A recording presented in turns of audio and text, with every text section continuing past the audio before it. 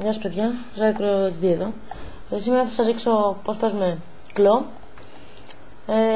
Πιστεύω ότι είναι κάπως δύσκολο να το χειριστούμε και εγώ τουλάχιστον για να το συνηθίσω χρειάστηκε μια εβδομάδα. Πιστεύω τόσο θα σας πάρει για εσάς.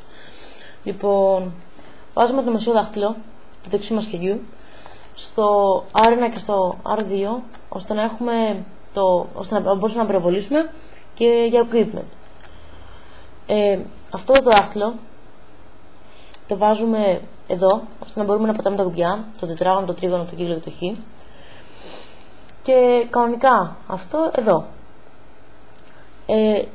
Στο αριστερό χέρι αυτό το δάχτυλο το βάζουμε στο L1 ώστε να μπορούμε να στοχεύουμε και εδώ πέρα ώστε να πατάμε stand, flash και ό,τι equipment έχουμε επιλέξει εμείς. Λοιπόν, κάπως έτσι ας πούμε. Έτσι. Φυσικά μπορούμε να βάλουμε άμα μας βολεύει περισσότερο, το αριστερό μας αδίχειρα, να το βάλουμε εδώ. Αυτά για σήμερα. Ευχαριστώ που με παρακολουθείτε. Παρακαλώ κάντε like και subscribe. Ευχαριστώ πολύ. Γεια σας.